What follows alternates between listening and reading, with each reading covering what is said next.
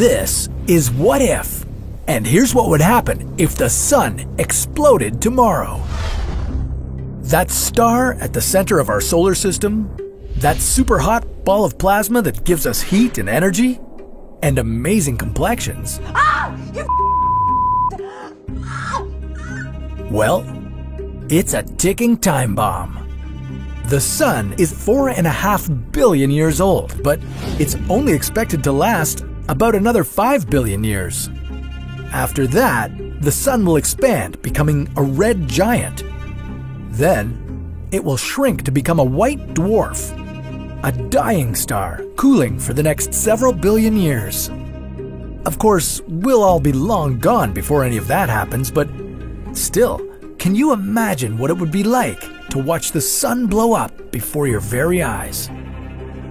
With a name like supernova, you'd think that a solar explosion would be the most magnificent fireworks show the world has ever seen. But in reality, you likely wouldn't see anything. The sun is 150 million kilometers away from Earth, and it takes 8 minutes for light from the sun to reach us. And while that may seem super far away, in supernova terms, we don't stand a chance. For Earth to be completely safe from a supernova, we'd need to be at least 50 to 100 light years away. But the good news is that if the sun were to explode tomorrow, the resulting shockwave wouldn't be strong enough to destroy the whole Earth. Only the side facing the sun would boil away instantly.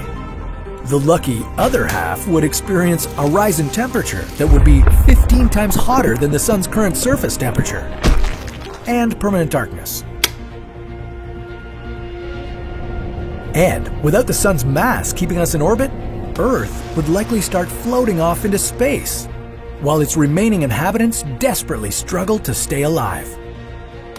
There is a chance that our planet could lock into orbit around another star that might provide the same light and heat as our sun, but by the time that happened, we'd all be long gone. If we knew in advance the day that the sun would explode, then we could buy ourselves as many as 1,000 years of time, provided we had the resources to sustain ourselves for that long. And we could. Just a few meters below the ground you walk on, the Earth is maintaining a temperature of about 17 degrees. So if we had enough time to prepare, civilization could continue to live by moving underground into a huge network of fortified bunkers. Within a week after the explosion, the surface temperature on Earth would drop to minus 18 degrees. Within a year, temperatures would plummet to about minus 73 degrees. At this point, the oceans would begin to freeze from the top down. Within 1,000 years, Earth's atmosphere would freeze and collapse, leaving anything left on the surface exposed to cosmic radiation and meteor impacts. Hopefully, by that point, we'd have found ourselves a new home. The good news is that if the sun were to explode, and it will eventually happen, it wouldn't happen overnight. When the sun does die, it will be a long, slow, arduous process taking place over billions of years. The sun will get hotter and brighter, and it will start to expand. During this process, it will lose its outer layers to the cosmos, leading to the creation of other stars and planets, in the same way that the violent burst of the Big Bang created Earth. Who knows? Maybe new life could form. Can you imagine another Earth? A new humanoid species? It's hard to predict how our galaxy might look billions of years from now, and it's especially hard to imagine our solar system without the great golden anchor that keeps us all together. But one day, in the very, very distant future, the sun will expand, and then it will shrink, maybe leaving room for a new star to take its place. Trees are falling, ecosystems are collapsing, and our infrastructure is crumbling. Crops are failing, and water is scarce. Earth is becoming a dead planet. On the plus side, there's never been a better time to buy property. But who can think about real estate when they can't leave their own home, let alone get out of bed, let alone breathe? This is What If, and here's what would happen if the Earth was as big as the Sun. Everyone knows the Sun is big. I mean, look at it. And that's just how big it looks from about 150 million kilometers away. Just imagine what it would look like if you were standing next to it. Never mind. The Sun accounts for 98% of the mass of our entire solar system. And compared to the densest planet, which is our very own planet Earth, the Sun is more than 1,000,000 times more massive. In fact, it would take roughly 1,300,000 planet Earths to fill the entire Sun. But what if it only took one? Earth would be a very different place if it were the same size as the Sun. Just imagine our whole planet's topography being stretched out. Continents would expand, providing much-needed relief in places where overpopulation inhibits the quality of life. And owning a nice plot of land might actually be more affordable than it is on today's planet Earth. But now we'd also have to consider that every body of water on our planet would have more area to cover. This means that lakes, rivers, and even the oceans would be shallower, making them more susceptible to evaporation and potentially drying out. Marine life would undoubtedly suffer since shallower water would gain more heat from the sun, jeopardizing sea creatures that need colder water to survive.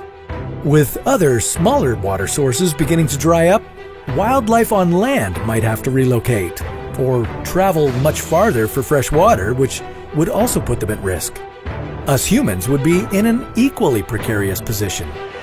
Not only would we probably start fighting over the limited fresh water that's available, our food crop yields would also start shrinking.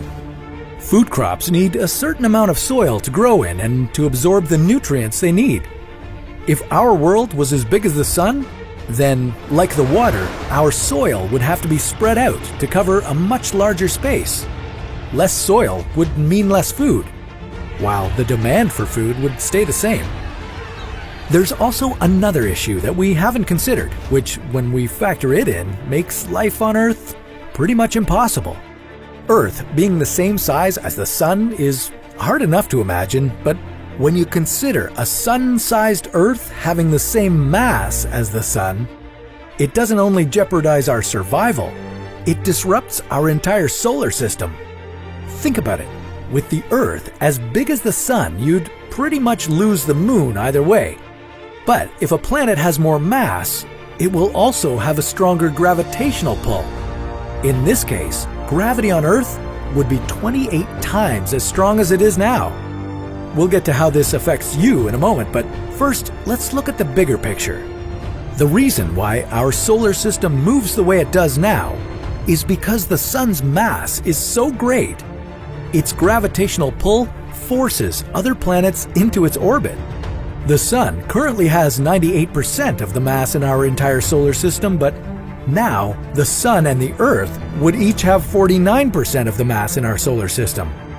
Would this result in some sort of binary system in which the Sun and the Earth orbited each other?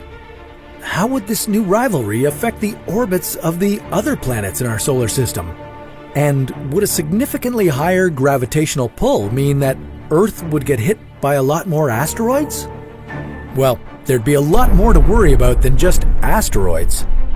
Our satellites would also probably crash down to Earth, while buildings and bridges would crumble and collapse under the increased gravitational pressure. Only thick trees that were low to the ground would remain standing, but it's unlikely that much else could shoulder the added weight. You would be significantly heavier, and you probably wouldn't be able to walk anywhere.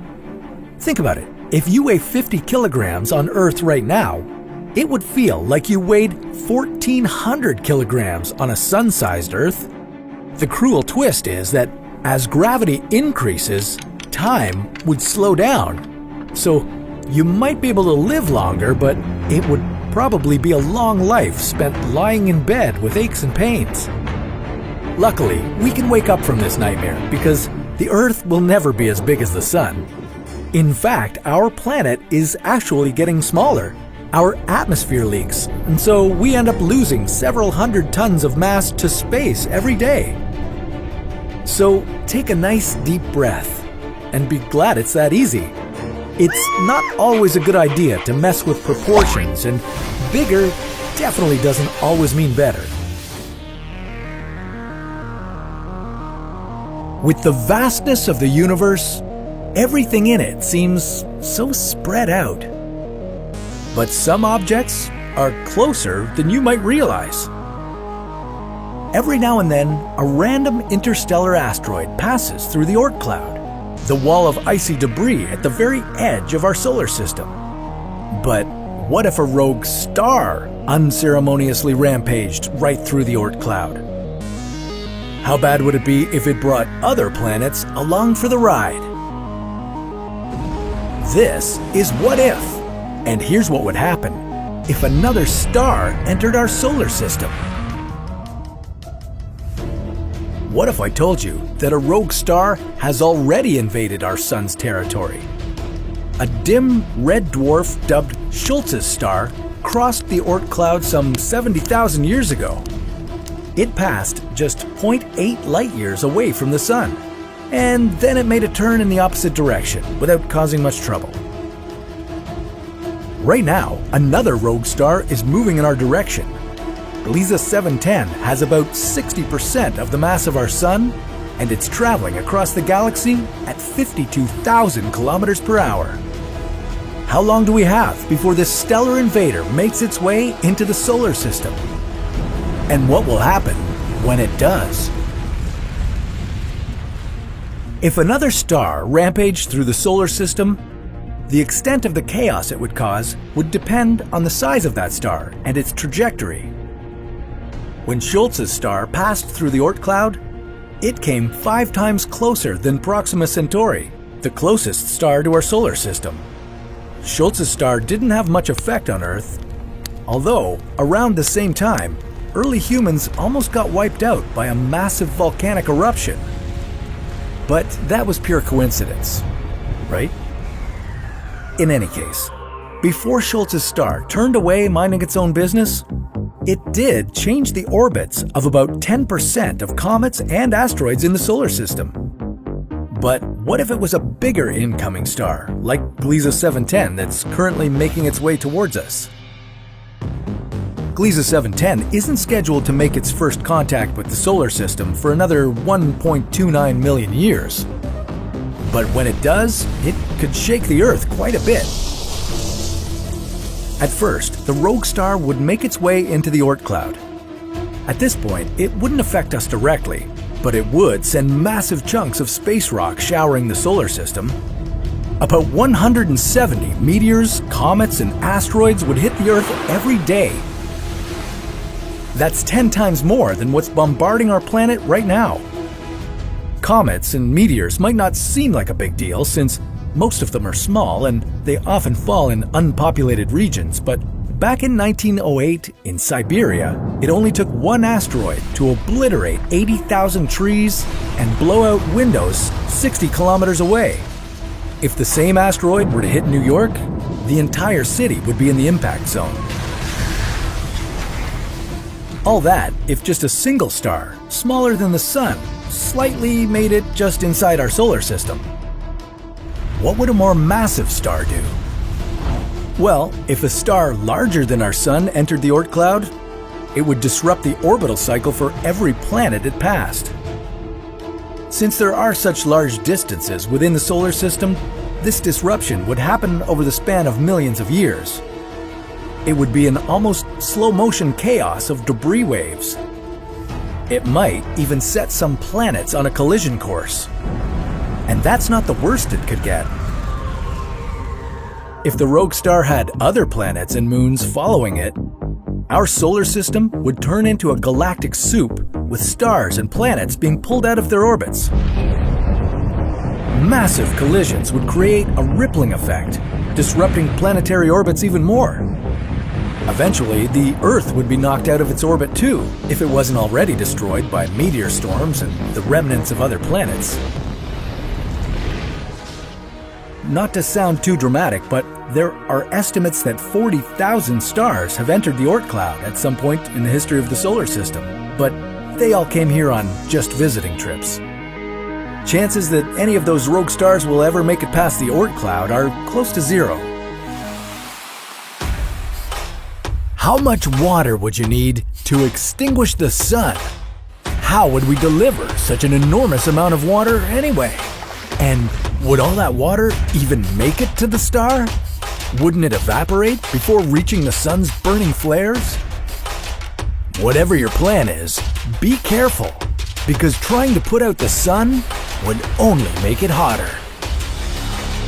This is What If, and here's what would happen if we extinguished the sun. Before we dive into how things would go terribly wrong, let's talk about where we could, hypothetically, find all that water. I've got some ideas. How about the universe's largest ice cube? A gigantic space fire hose? Or an entire water world tossed into the sun?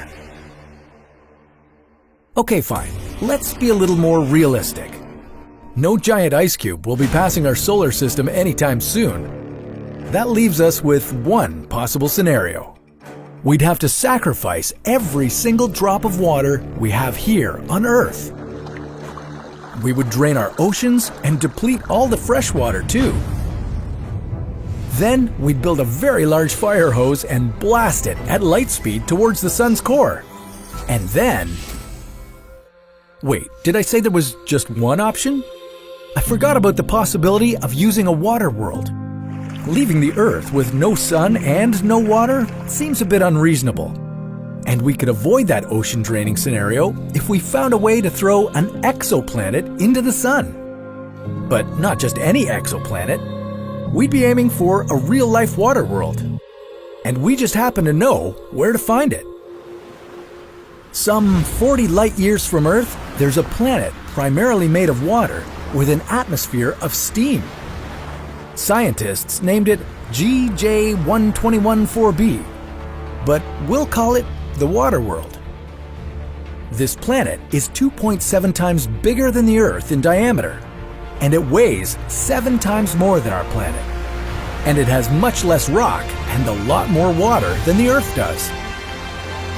There would probably be enough water on the water world to put out the sun forever, but it wouldn't happen the way you might expect it to.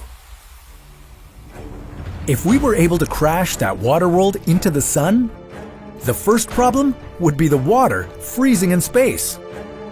Same thing would happen if we could pull out a gigantic fire hose with all of the Earth's water and aim it at our star. The ice would continue shooting towards the sun, but it would face mass evaporation as soon as it hit the star's atmosphere.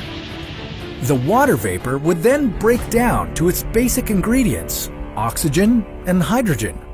And that's when something interesting would happen. The sun may seem like a huge fireball, but it's not exactly on fire. Inside its blazing core, the pressure is 340 billion times more than it is on Earth's surface. This immense pressure fuses hydrogen atoms together, making helium, and giving off energy in the process. Since hydrogen acts like a fuel for our sun, pouring water on it would be like throwing gasoline on a fire. You'd see the sun turn bluish-white as it grew 6 times bigger. It would create an extreme heat wave across our planet, but at least we wouldn't be engulfed by the expanding sun, although there could be other consequences. We wouldn't be able to put out the sun with its own fuel, but if we fired enough water at it at the speed of light, it could break up the sun. The pressure inside it would drop, the hydrogen couldn't fuse together into helium, and that would shut the sun down. But with no sun to give us warmth and light, the Earth would turn into a frozen world. After just 1 year, Earth's temperature would drop below -73 degrees. Most of the plants and animals would be dead long before that. And what about us humans? Well, in the deepest parts of the oceans, geothermal vents could have kept us warm and supplied us with energy, but we just poured all of Earth's water into the sun, dooming ourselves to freeze. Lucky for us, the only thing in the universe that can do any substantial harm to the sun is the sun itself. And that would take billions of years to happen. Imagine you were able to shrink the sun to the size of a basketball. At that point, the Earth would be reduced to the size of a sesame seed. That's how massive our star is. But what if this fiery ball of gas and plasma wasn't the biggest thing in our solar system? Would our planet still orbit the sun? Or would the sun rotate around the massive Earth? What would happen to our planetary neighbors? This is What If. And here's what would happen if the sun was smaller than the Earth. It would take the equivalent of 1.3 million Earths to fill up the volume of the sun. It's so big that it makes up over 99% of the mass of our entire solar system. It only looks small from Earth because it's 150 million kilometers away. If, hypothetically, the sun was smaller than the Earth would be uninhabitable. And the sun? Well, this massive star may no longer be a star. In the universe, size matters, and so does distance. It just so happens that the Earth is close enough to the sun that it doesn't freeze over like Mars. It's also far enough away that it doesn't get scorched like Venus. We're fortunate to be in the sun's habitable zone. This means that the size of our planet, the size of the sun, and the distance between the two of us is what's made it possible for life to evolve here on Earth. What would happen if the sun was smaller than our planet? A star's mass determines its color and temperature. Bigger stars are hotter and bluer, while smaller ones are cooler and redder. The sun is a white star, not as big as a supergiant, and not as small as a red dwarf star. You might think that by making it smaller in size, it would just turn into a red dwarf with a smaller habitable zone. But that's not the case. By definition, a star, whether it's a supergiant or a red dwarf, is only a star when there's thermonuclear fusion in its core. How small can stars get? Well, we haven't measured too many red dwarfs at this point, but the smallest one we came across has a mass of 10 Earths. That's very close to the theoretically necessary size of a star to sustain that fusion. Anything smaller than 10 Earths wouldn't be a star anymore, but rather a cold and dark stellar remnant. If, for any reason, the sun shrank smaller than the Earth, this shrunken sun wouldn't have the mass to create fusion and would burn out completely. Our solar system would lose its only star. Since the sun is the source of gravity that keeps us all in orbit, all planets, the Earth included, would float away into space in search of another anchor. That's no happy ending for life on Earth. Let's try this again. This time, let's make the Earth bigger than the sun, while the sun's size remains the same. Earth's mass would be at least 333,000 times bigger than it is now. A planet that big would generate enough heat and pressure in its core to become a star itself. Of course, there would be no life left on this hot star, but here's a cool thing. Our solar system would have not just one, but two suns. It would become a binary star system, with two stars orbiting around each other and planets circling them both. In either scenario, life on Earth would have no chance to survive. But life could possibly evolve on other planets, or even the Moon. About a third of all stellar systems we've found so far are binary or multiple ones.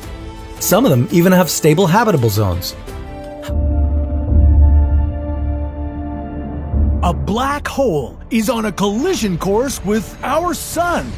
And there's nothing left for you to do except sit back and watch the destruction of our entire solar system. How exactly would this epic collision unfold? How would this black hole end up in our planetary neighborhood? And what would it be like to witness all this from Earth? This is What If, and here's what would happen if the sun collided with a black hole. A black hole is not much different than any other object that has mass, except it's dense, really dense. All the matter it possesses is compressed to an infinitely small point at its center, called a singularity. Most black holes are the remnants of massive stars. And just like the stars they used to be, black holes have a strong gravitational pull. The more matter compressed into its singularity, the stronger the gravity.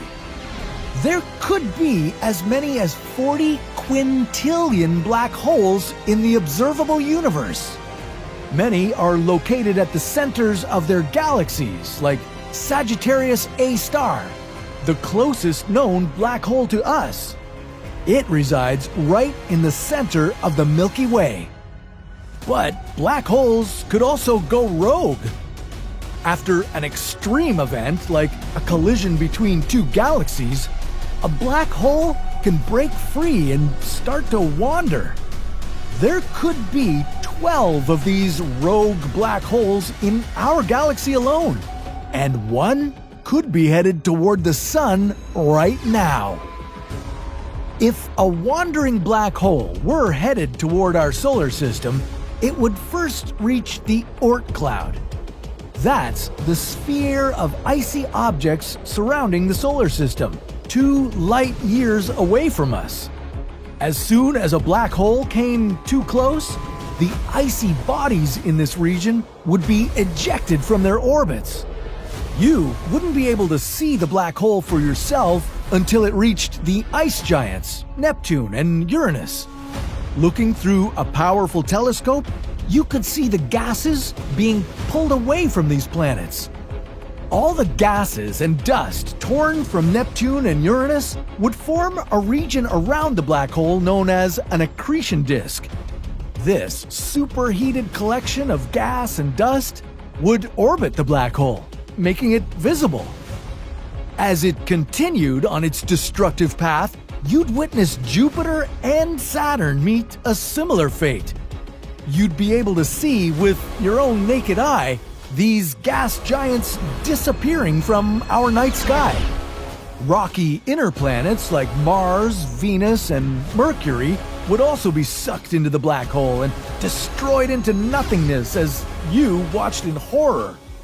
Only Earth would be spared. Not really, of course. I just wouldn't want you to miss out on your front row ticket to the destruction of the solar system. As the black hole approached our sun, you might think it would swallow it in one blazing gulp. No, instead, the strong gravitational pull would begin to pull matter from the sun, just like a strand being pulled from a ball of yarn. Huge portions of gas would be ripped away from it, and they would spin around the black hole, joining the accretion disk formed by the gas and dust of all our neighboring planets. This tearing apart of the sun would keep going until our star no longer existed. What's left behind would be nothing more than a gas cloud. Only the very end of the tail of this cloud might be able to escape the fate of being pulled into the black hole. As the sun's matter was being absorbed, lethal amounts of ultraviolet and X-ray radiation would be released in fiery explosions. This radiation would be hurled right in your direction, back on Earth. You wouldn't know the ultimate fate of the sun for 8 minutes. That's how long the light would take to reach us, but instead of the light source of our solar system disappearing entirely right away, the black hole itself could become extremely bright. Possibly trillions of times brighter than the sun. And with the sun swallowed up, the stability of what's left in our solar system would be completely destroyed. An entirely new gravitational balance would need to be established. And in addition to all the lethal radiation raining down on Earth, extreme tidal forces would push and pull at the planet. This would cause massive earthquakes, volcanic eruptions, and tsunamis. Eventually, Earth would crack into pieces. Or maybe in the best case scenario, unceremoniously ejected from the solar system. Well, the reality is you and everything on our planet would be pulled right into the accretion disk along with all the other matter in our solar system. So now you'd have a new front row ticket to the inside of a black hole. Billions of years in the future, the sun will begin to die. And this is what our planet would look like. But what if we turn things up a notch or two? Let's upgrade our star from yellow to blue. How different would the world look? Could your body handle the increased heat? Or would all life on Earth die? This is What If, and here's what would happen if the sun was a blue star. Like any visible light, sunlight contains all the colors of the rainbow. But how we see a star, or any planet, depends on how hot the star is.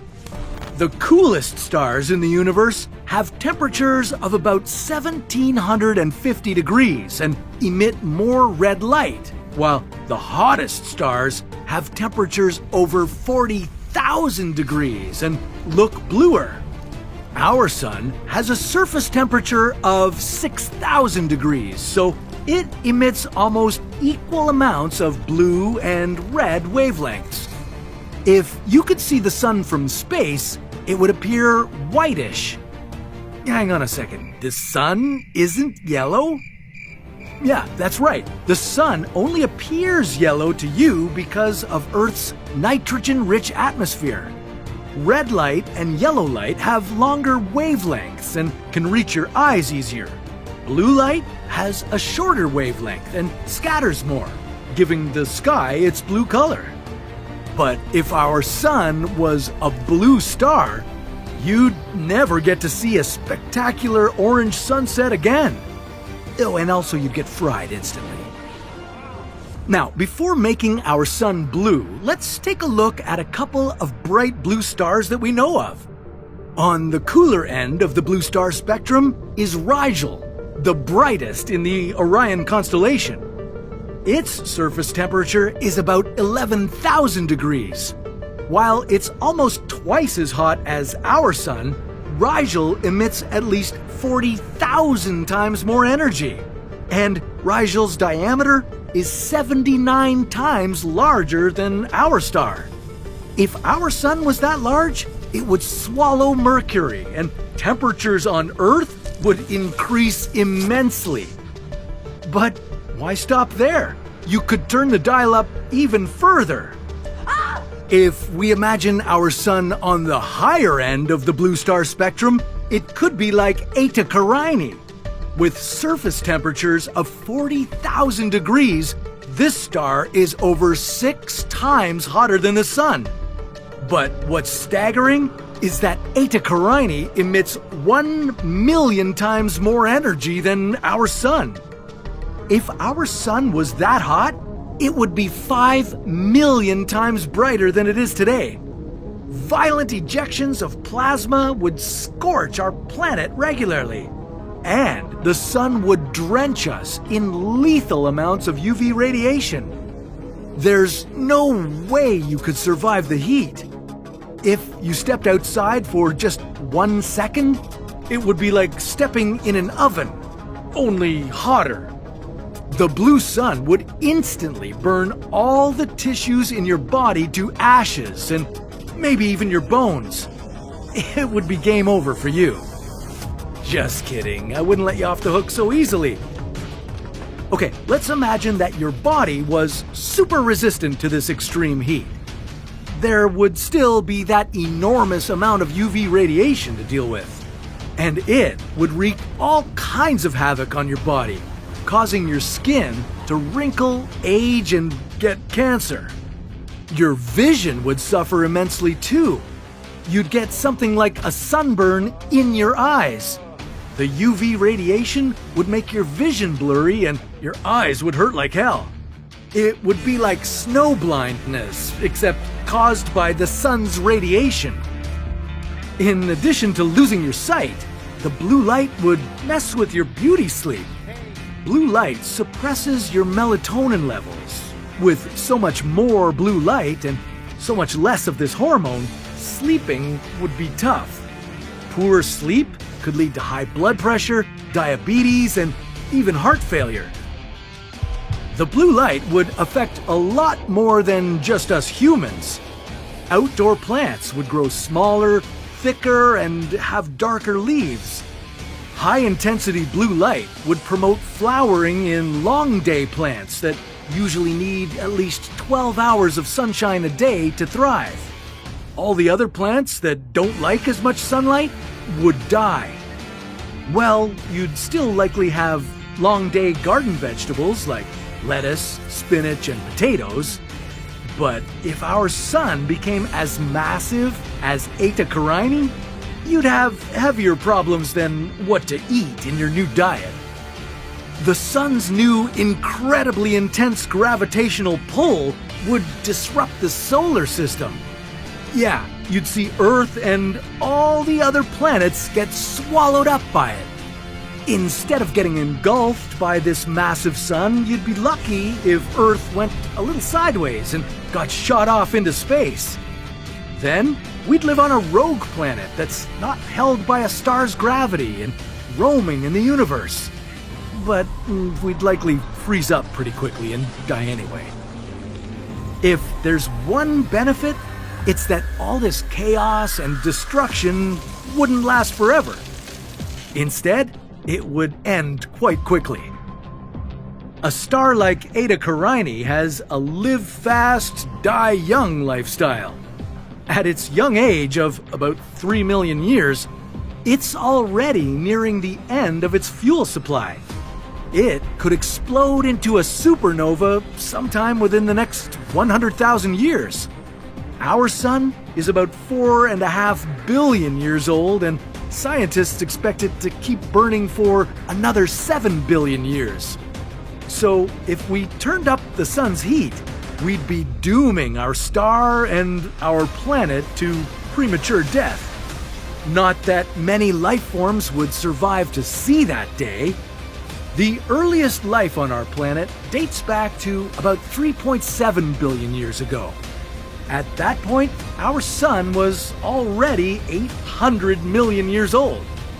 Back then, if the sun burned as hot and bright as Eta Carini, it would have exploded as a supernova hundreds of millions of years before there was life anywhere nearby. So, our lives seem better with the sun burning at its current temperature.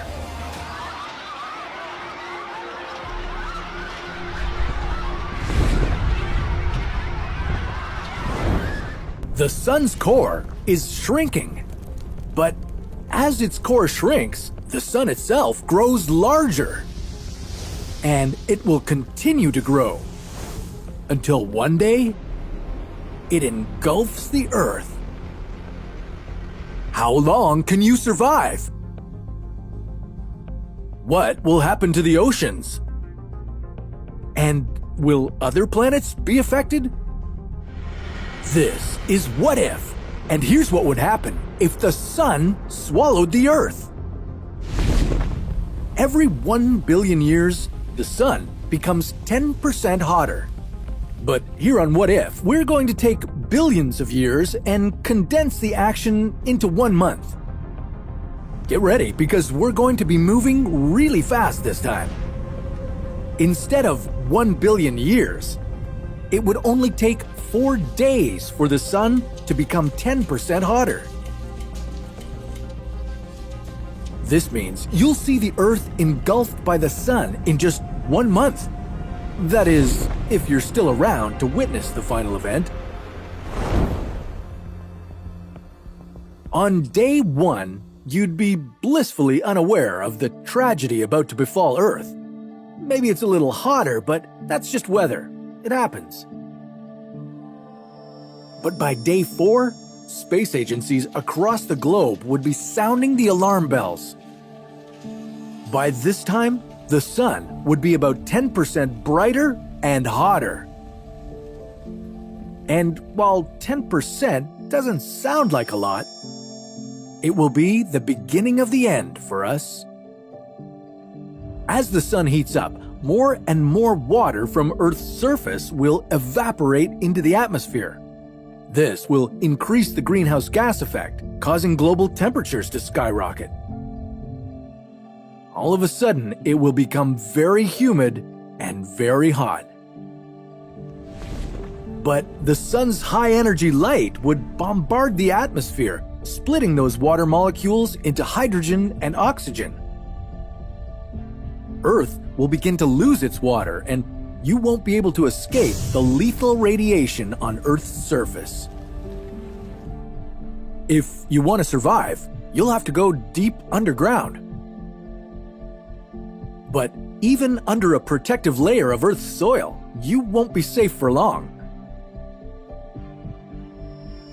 By day 16, the sun would be almost 40% brighter. Our planet's oceans will boil, and there won't be any moisture left in the atmosphere. The beautiful, lush Earth that you grew up on will become a hot, dry, barren rock. Around day 20, the sun would run out of hydrogen, so instead it will start to burn helium in its core. The sun is now a red giant star and would expand rapidly while losing its mass. The sun's gravitational pull on Earth would be weakened, and our planet would begin to drift away from the expanding sun. But not far enough. According to researchers Klaus-Peter Schroeder and Robert C. Smith, the Earth would only have moved about 0.0002 astronomical units. An astronomical unit is the distance between Earth and the Sun. While Earth is moving away from the encroaching Sun, the red giant would grow up to 1.2 astronomical units in radius. The Sun would be larger than Earth's orbit. It would swallow the planet whole. Once it's inside the Sun's atmosphere, Earth would collide with particles of gas and spiral inward. And Earth wouldn't be the only casualty of the expanding Sun. Mercury and Venus would be vaporized. The rings of Saturn would melt. Pluto would become much warmer. And if there is a liquid surface and a thick atmosphere on this distant dwarf planet, it might even become inhabitable. Unfortunately, 30 days doesn't give the human race enough time to prepare for such a catastrophic event. Welcome to your new landfill, a giant ball of burning gas that we call the Sun. With surface temperatures of 5,500 degrees, it could obliterate any type of trash we throw at it. From pesky plastics to nuclear waste. And with everything we're launching into space these days, surely it wouldn't be too hard to send a little trash to the Sun. But how much would it cost? What dangers would be involved? And why would it be easier to send a rocket right out of our solar system than it would be to get anything to the Sun? This is What If, and here's what would happen if we sent our trash into the Sun. Our planet is filling up with garbage. Yeah, at the rate we're going, by 2050, we'll be dealing with 12 billion tons of plastic sitting in landfills. That's 35,000 times the weight of the Empire State Building. Sure, it'd be nice to put it all in some giant rockets and blast it off, but there would be some serious risks involved. Like, what would happen if there was an accident while a rocket was in the Earth's atmosphere and all our trash and nuclear waste came raining back down on us? The Sun is about 150 million kilometers away from Earth, so getting any trash there would be extremely expensive. To put it in perspective, the Ariane 5, a modern European rocket, has a payload capacity of 7,000 kilograms and costs approximately $200 million to launch into orbit. So, to get all the planet's garbage headed off towards the Sun would take 168 million of these rockets, just to remove our trash for 1 year. The price tag would be $33 trillion. And that's just the cost of getting the rockets into orbit around the Earth. If we wanted to get them from the Earth's orbit to the Sun, it would require 10 times more fuel. Okay, we get it. It would cost a lot of money, but that's just the beginning of our problems. You see, Earth moves around the Sun at 30 kilometers per second in a direction that's basically always sideways relative to the Sun. If you were to launch a rocket from Earth straight towards the Sun, it wouldn't lose that sideways speed, and so it would miss its target. The only way we'd be able to get that rocket right into the Sun would be if we could cancel out all that sideways motion by slowing down the rocket by 30 kilometers per second. How tricky would that be? Well, put it this way, if we could speed up the rocket by 12 kilometers a second, it would have enough momentum to get out of the solar system. So let's simplify that a bit. To crash into the Sun, lose 30 kilometers per second. To get out of our solar system, gain 12 kilometers a second. Getting to the Sun takes 3 times the effort. For the sake of efficiency and fuel costs, it's better to go to the outer solar system, where the rocket's speed would be lower, then use a little booster juice to fire the engines enough that the rocket and its load of waste would fall into the Sun. Even if we were able to figure all this out and successfully deliver our garbage rocket directly to the Sun, it probably wouldn't be worth all the risks involved. What risks, you ask? Well, for starters, let's say we've got our first rocket all loaded up with a bunch of nuclear waste, and just as it's about to take off, it explodes on the launch pad. Now we've got some fun nuclear fallout to deal with. But maybe we're a little luckier and the rocket launch itself is successful, but it explodes once it's in orbit. The best case scenario here is that we add a ton of debris to the already growing problem of space junk circling the Earth. The worst case scenario is that our exploding rocket, packed with thousands of tons of household trash and spent nuclear fuel, comes crashing back down on us. Either way, it's not good, and this whole operation really doesn't seem worth it. Maybe, instead of looking for these outlandish solutions, we should just, stop producing so much waste. The sky appears darker. The temperature is starting to drop. Our rivers are freezing, crops are covered in snow. People could go hungry. Is it just me, or is the sun dimming? Are we about to enter a solar minimum? Would this help fight global warming? But wait, why are NASA and Elon Musk so happy? This is What If, and here's what would happen if the sun dimmed down. The space rumors are true. We are at the beginning of a solar minimum cycle. And NASA expects it to be one of the weakest in the last 200 years. So, what is a solar minimum, and what's going to happen when it arrives? To help illuminate, let's explain what a solar cycle is. Every 11 years, give or take, the sun goes through a cycle where the magnetic poles flip. North becomes south, and south becomes north. During this period, the number of sunspots goes from low to high.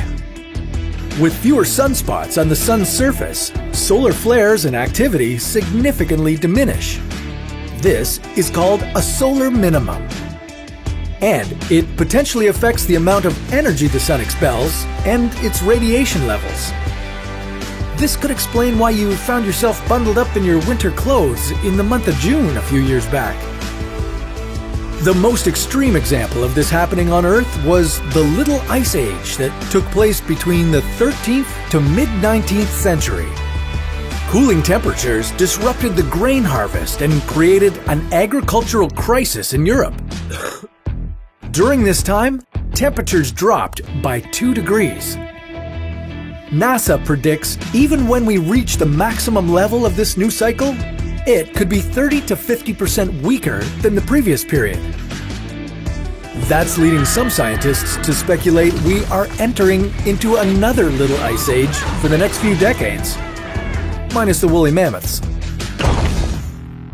Now, the flip side of this solar cycle isn't favorable either.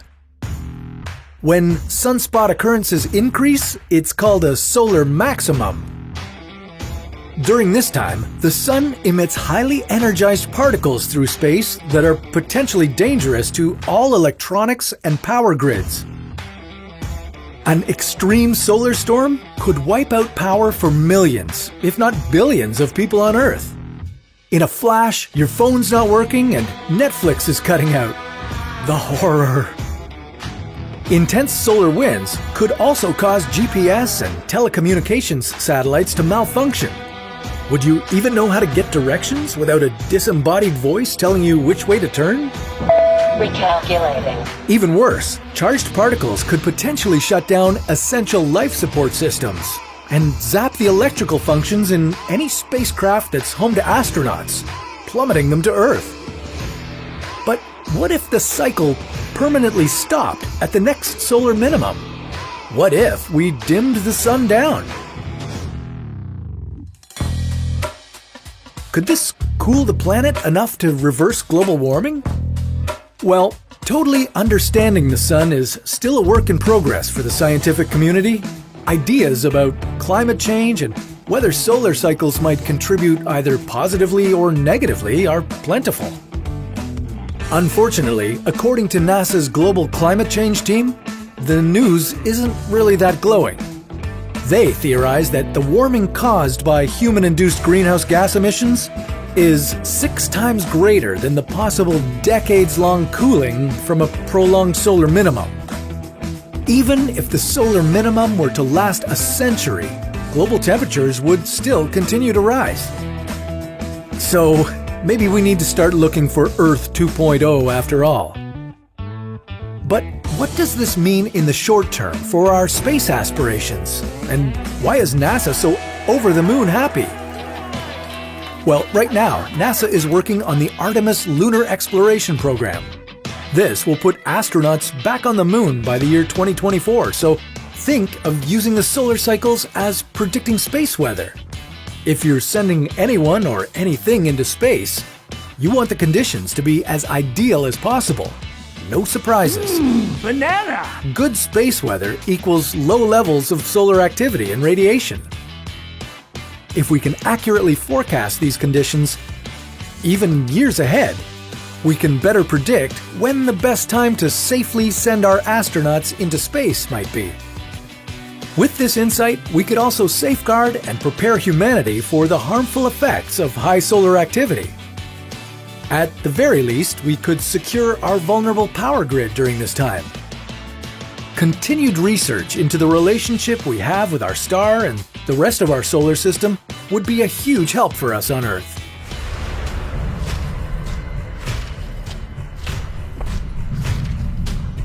Humanity's nuclear arsenal is capable of destroying all life on Earth, over and over and over. Maybe it's time we dumped it far away. Now, we might want to inhabit other planets in the future, so how about our closest star? How many nukes could we throw at the sun? What would be the price tag for this mission? And could we accidentally destroy our only source of daylight? This is What If, and here's what would happen if we nuked the sun. The sun is mainly made of hydrogen and helium. The temperatures and pressures at its center are extremely high. So high that the hydrogen atoms fuse together and become helium. That process releases enormous amounts of energy that powers the sun. It's known as fusion. And you know what else uses fusion to power up? Yeah, that's right. Most modern nuclear weapons get their destructive energy from fusing hydrogen isotopes. This is why they're often called hydrogen bombs or fusion bombs. Around 5 billion years from now, the sun will run out of hydrogen and die. A dead sun is terrible news for Earth because we will die along with the star. Now, if humans managed to stick around for that long, we would be scrambling for ways to keep the sun fueled and running. And if we were also still interested in getting rid of our destructive hydrogen fusion bombs, could we nuke the sun and power it back to life? Well, first things first, we would need to gather each and every single nuke on the planet. This wouldn't be easy since the 9 countries that are known to possess nukes are extremely suspicious of each other. But if the other option is the guaranteed death of our only sun, they could be willing to give up their weapons of mass destruction for the cause. Take my gun from me. How big is humanity's arsenal, you might ask? Well, at least 13,000 nuclear bombs big, each of them with the explosive power of at least 100 kilotons of dynamite. The United States alone is estimated to have 650 bombs that are 60 times more powerful than the nuclear bomb dropped on Nagasaki during World War II. If you were overseeing this explosive operation, you would need to be extremely careful. After all, you definitely wouldn't want to have a surprise detonation. If every one of these fusion bombs went off, the explosion would lead to so much debris being injected into the atmosphere that it would trigger a nuclear winter. That's because sunlight would be unable to reach the Earth's surface. Cue the worldwide below freezing temperatures, ecosystems collapsing, and nuclear fallout. This accident would devastate all living beings, humans and animals alike. In trying to save the sun, humanity could block itself from all of its warm rays. Ironic, isn't it? So yeah, you'd need to handle with care. You'd also have to sharpen your fundraising skills. If a modern nuke has a mass close to the one dropped on Nagasaki, sending it to space would cost around $170 billion. And that's just for one bomb out of the 13,000. It's fair to say the whole world economy would need to bend and break in order to subsidize the survival of the sun. And humanity.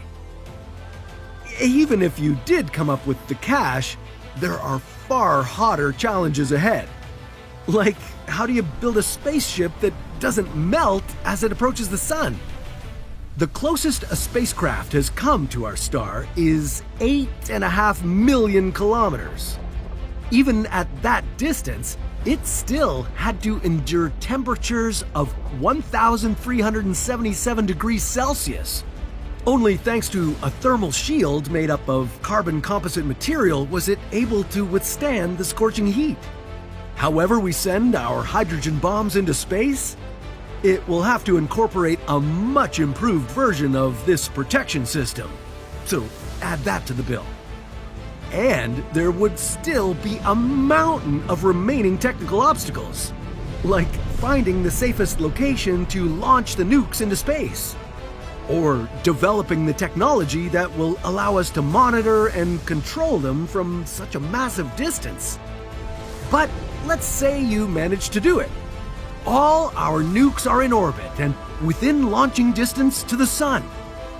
This is it. You send the order to fire all the hydrogen bombs into our hydrogen-fueled star. Now, you wait to see how it begins to recharge. Just a little longer.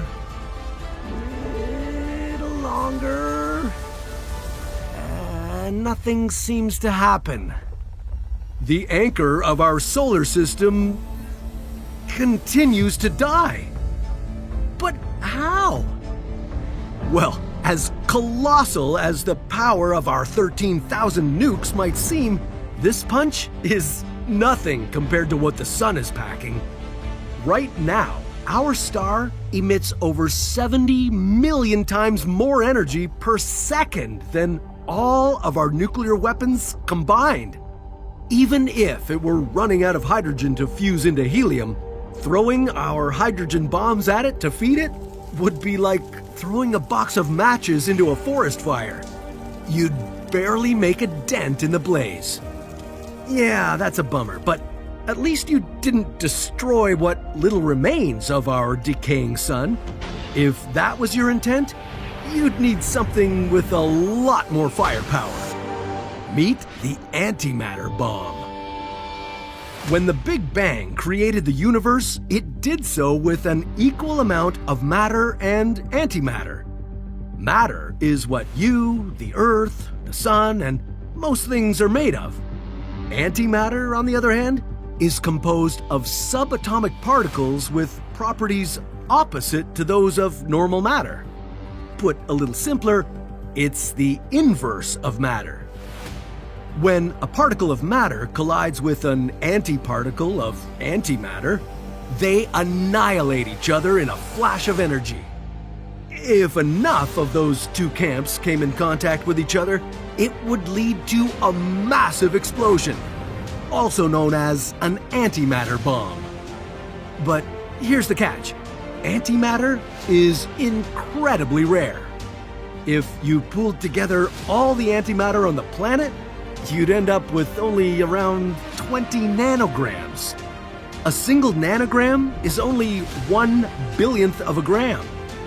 That is so little that even if it were combined with matter, you wouldn't even have enough energy to boil a cup of tea. Now, you could produce more antimatter, but that would cost you at least $2.7 quadrillion for just 1 gram. And remember, we're here to save the sun, not destroy it. Don't believe me? Well, you should see where our planet would end up if our star suddenly vanished. Not even the heat from all of those nukes would keep us warm. But that's a story for another What If.